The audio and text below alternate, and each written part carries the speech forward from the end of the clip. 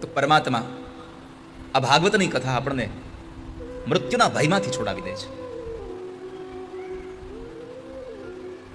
જિંદગીમાં ડર એ વાતનો રાખવો કે જે વસ્તુ આપણી હારે ન થવાની હોય એ ન થાય એનો ડર રાખવો. માણસ મૃત્યુથી ડરે, જે થવાનું છે ને તું કદાચ ડરે કે ન ડરે, મૃત્યુ તો આવવાનું છે. જાતસ્ય હિ ધ્રુવ મૃત્યુ.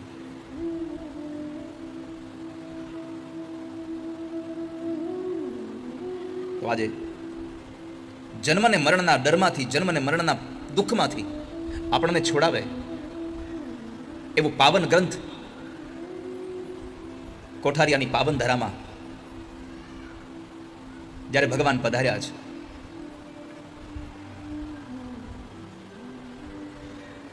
આપણે સૌ આ ગંગાના, આ જ્ઞાન ગંગાના આ પ્રવાહમાં અવગાહન કરી લઈએ, થોડું સ્નાન કરી લઈએ. અરે સ્નાન ન કરો તો હાથ પગ ધોઈ લો. હાથ પગ ધોવાની પણ આળસ ચડતી હોય તો જરાક આમ ચરણામત લઈ લો, અને ચરણામત લેવાની પણ આળસ ચડતી હોય તો થોડુંક પાણી ખાલી માથે છાંટી લો, બસ. ઘણા ગંગા કિનારે જઈને માથે પાણી છાંટીને વયા પાછા, સ્નાન ન કરે.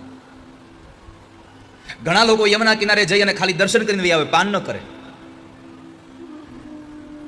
પણ આજે તમને આ જ્ઞાન ગંગામાં સ્નાન અને પાન બે કરવાનો અવસર મળ્યો છે, તો જેટલું થાય એટલું સ્નાન અને પાન કરી લેજો વાલા સ્વજનો. પરમાત્માની આ કથાના માધ્યમે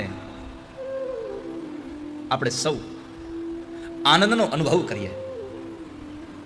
જેટલી બાકી છે એ જિંદગીને આપણે આનંદિત કરી દઈએ.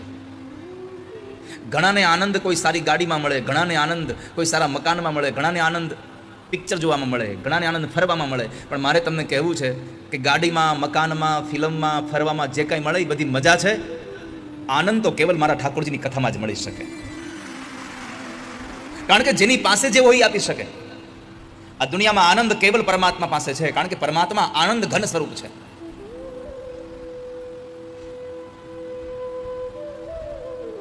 સારી ગાડીમાં એક તમે આમ ચક્કર લગાવીને આવો, એક આમ, અને ઉતરો નીચે, કોઈ પૂછે કેમ થયું.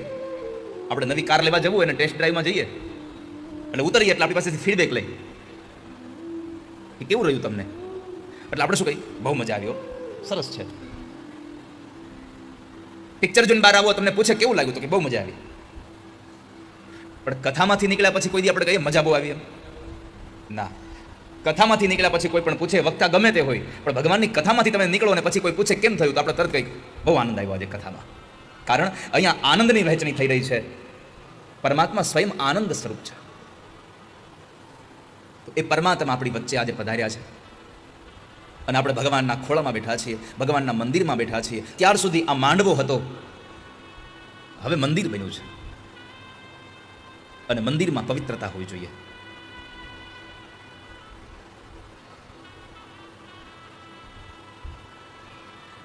મંદિરની અંદર બે ત્રણ વસ્તુઓની આવશ્યકતા બહુ છે. એક તો મંદિરમાં સ્વચ્છતા હોવી જોઈએ, બીજું મંદિરમાં પવિત્રતા હોવી જોઈએ. સ્વચ્છતા અને પવિત્રતામાં બહુ તફાવત છે.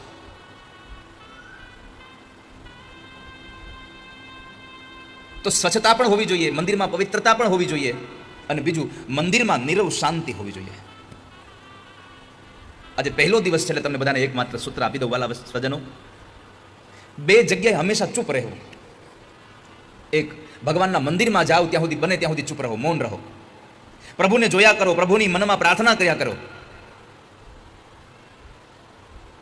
અને એક, આવા સત્સંગમાં બેઠા હો, કોઈ મહાપુરુષોના ચરણારવિંદમાં બેઠા હોય, કોઈ સાધુની પાસે બેઠા હો, ત્યારે બહુ વધારે પડતું બોલ બોલ ન કરવું, બને ત્યાં સુધી મૌન રહીને સાધુને જોયા કરવું, સાધુના દર્શન કર્યા કરવા. કથાઓમાં પ્રાયઃ મૌન રહીએ, કારણ કે અહીંયા બોલવા કરતાં સાંભળવાનું બહુ સારું છે.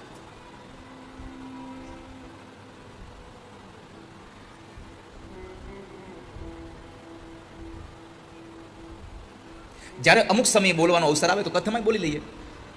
કોઈ ધૂન ગવાતી હોય તો ધૂન ગાઈ લઈએ પછી, ત્યારે મૌન ન રહેવું. આજના દિવસે મારી પ્રાર્થના છે તમને અહીંયા જેટલા લોકો સાંભળો છો બધાને, કે આવતીકાલ સવારમાં 9 કલાકે જ્યારે કથામાં આવો ને, ત્યારે કથાના મંડપમાં પ્રવેશ કરો એટલે એટલું યાદ રાખો કે મારે મૌન વ્રત છે. અહીંયા મૌન રહીને કથા સાંભળવી. બને તો આંખો બંધ કરીને ઠાકોરજીની કથાને સાંભળવાનો પ્રયત્ન કરો. આજુબાજુવાળાની સામે જોવાનું જ રહેવા દો. કોઈની સામે જોઈએ તો વાત કરવી પડે ને. બને તો ઘરેથી હાથમાં એક ગૌમુખીને માળા લેતા આવો.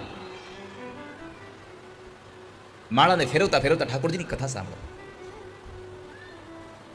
કારણ કે કથામાં વિક્ષેપ કરવો એ પાપ છે. અને આજ નહીં તો કાલે પાપનું ફળ મળ્યા વગર નહીં રહે. આપણા અનાજ ભરવાની કોઠલીમાં તમે ઘઉં ભર્યા હોય અને ઉપરથી તમે એમાં બાજરો નાખી દો અને પછી આપણે એમ કહીએ બાજરો નાખ્યો પણ બાજરો આવ્યો નહીં. પણ જ્યાં સુધી ઘઉં છે ત્યાં સુધી બાજરો નહીં આવે, પણ જેવો બાજરાનો વારો આવશે પછી ઘઉં નહીં આવે. એવી જ રીતે અત્યારે કદાચ તમે આ કથામાં વિક્ષેપ કરશો તો તમને એનો અનુભવ નહીં થાય કે અમારાથી પાપ થયું. તમે તો તોય સુખનો અનુભવ કરતા રહેશો, કારણ કે તમારું કોઈ પૂર્વજન્મનું જે પુણ્ય છે એનો પ્રતાપ તમને મળી રહ્યો છે. પણ જેવા એ પુણ્યનો પ્રભાવ તમારો સમાપન થયો એટલે પછી બાજરાનો વારો આવશે એટલે આ વારો આવી જાય. માટે મારે તમને કહેવું છે, તમારાથી કે તમારા સાથે આવેલા કોઈ તમારા સ્નેહીથી કે તમારા બાળકોથી પણ કથા મંડપમાં કોઈ મંદિરોમાં અજાણે પણ કોઈ વિક્ષેપ કરીને પાપ ન થાય એના માટે તમે આવતીકાલથી સાવધાન રહેજો. તમે બધા આપણું બાળક કથામાં આવે આપણને ખૂબ ગર્વ થાય, પણ આપણું બાળક અનાયાસે પણ પાપ ન કરે કે જેથી કરીને એની યુવાની અવસ્થામાં એની વૃદ્ધાવસ્થામાં આ કથાના વિક્ષેપનું પાપ એને ભોગવી અને દુઃખી થવું પડે. એટલા માટે બાળકને પણ તમારા ખોળામાં બેસાડી રાખો, ચૂપ રાખો એને. આપણા જીવનના પાપો કદાચ એવી જગ્યાએ બન્યા હશે કે જ્યાં આપણેથી કોઈ અજાણતા થઈ ગયેલા પાપોનું આપણે ફળ ભોગવી રહ્યા હોઈએ. અને આ દુનિયાનો નિયમ છે, કર્મણ્યવાધિકાર રસ્તે માં ફલેષુ કદાચન. આ દુનિયામાં જે માણસ કર્મ કરે એને ફળ મળ્યા વગર ન રહે. કારણ કે કર્મનો નિયમ છે, તમે માગો કે ન માગો એ ફળ આપી જ દે તમને. તમે કદાચ ખબર ન હોય એક અગ્નિનો એક અંગારો તમારા હાથમાં લઈ લો તો તમે દાજો કે ન દાજો? હાલો, આવું પૂછું ત્યારે પાછું બોલવું તમારે. અજાણતાથી અગ્નિ તમને આમ સ્પર્શ કરી જાય તો તમે દાજો કે ન દાજો? એ અગ્નિ એવું નહીં વિચારે કે આને ખબર નહોતી એટલે ન દાજવાનું હોય. એનો સ્વભાવ છે દજાડવાનો, બાળવાનો. તો એમ કર્મનો સ્વભાવ છે ફળ આપવાનો. એમ તમે જાણી જોઈને પાપ કરશો તોય ફળ મળશે, અને અજાણતાથી કર્મમાં પાપ કરશો તોય ફળ મળ્યા વગર નહીં રહે. માટે મારી પ્રાર્થના છે, આ કથા મંડપમાં અજાણતાથી તમારાથી કે તમારા બાળકોથી કોઈ પાપ ન થઈ જાય એના માટે તમારા બાળકને પણ તમારી પાસે બેસાડી રાખો, જેથી કરી તમારું બાળક મોટું થાય, યુવાની અવસ્થાએ પહોંચે અને કંઈક દુઃખ આવે ત્યારે કોઈને પૂછવું ન પડે કે અમારા ક્યાં જન્મના પાપ હશે. તો મૃત્યુના ભયમાંથી છોડાવે એવો ગ્રંથ શ્રીમદ ભાગવત. અને એ ગ્રંથને આજે આપણે સૌ વાજતે ગાજતે સામૈયા કરી આ ભગવાનનું વાંગમય સ્વરૂપ છે. જેમ આપણું શરીર પંચ મહાભૂતના 5 તત્વોથી બન્યું છે, એમ ભાગવત પણ 5 ઘટકોથી બનેલું છે. આપણામાં જેમ આકાશ, જળ, વાયુ, અગ્નિ, તેજ આ બધું છે, એવી જ રીતે 5 અંગો પણ આ ભાગવતના પણ છે. પેલું પરમાત્માનું ચરિત્ર એમાં સમાયેલું છે, પેલું ઘટક ચરિત્ર. બીજું ઉપદેશ છે, ત્રીજું રૂપક, ચોથું સ્તુતિ અને 5મું ગીત. આ 5 તત્વોથી બનેલું એક ગ્રંથ એટલે શ્રીમદ ભાગવત છે. અને એ શ્રીમદ ભાગવતના આ ગ્રંથને આપણે સૌ વાજતે ગાજતે ઠાકોરજીને લઈ અને અહીંયા પધાર્યા. અને ભગવાન આવ્યા છે એક જ કામ માટે, આપણી ઈચ્છાઓને સંતોષવા માટે આવ્યા છે. ભગવાનને આપણે પ્રાર્થના પણ એ જ કરીએ છીએ, ઠાકોરજી તમે અમારી ઈચ્છાઓને સંતોષવા માટે આવો. તમે આવે તો એની પૂજા થાય, ભગવાનનો સત્કાર થાય. અને તમારી પાસે પરમાત્માના સત્કાર માટે કોઈ સાધન સામગ્રી ન હોય તો કાંઈ નહીં, કેવલ 2 હાથ જોડી અને વંદન કરશો તો પણ ઠાકોરજી સત્કારનો ભાવ સ્વીકાર કરી લેશે. પરમાત્માનું આ ભાગવત આજે પહેલો દિવસ અને પહેલા દિવસના એ મંગલ પ્રારંભે ભગવાનની ઓળખાણ કરાવે એવી એક ઘટના એટલે ભગવાનનું મહાત્મ્ય. ગ્રંથની ઓળખાણ કરાવે કે ભાગવત છે શું, ભાગવત કોને કહેવાય. તમે તો ક્યારેક ક્યારેક કથામાં આવતા હશો, અમે તો કથા ચાલુ થાય ત્યાંથી કથા પૂરી થાય ત્યાં સુધી હોય, અને તોય ક્યારેક ક્યારેક અમારામાંથી ઈર્ષા ન જાય, ક્યારેક ક્યારેક અમારામાંથી કટાક્ષ ન જાય, ક્યારેક ક્યારેક અમારામાંથી રાગ દ્વેષ ન જાય. એટલે આ અમને લાગે છે કે આ અખા ભગતે અમારા હાટું કીધું હોય એવું. કથા સુણી સુણી ફૂટા કાન તોય ના આવી બ્રહ્મજ્ઞાન. કદાચ તમે તો ચાલુમાં થોડીક વાર 10-15 મિનિટ વયા જતા હશો, અમે તો ક્યાંય ન જતા.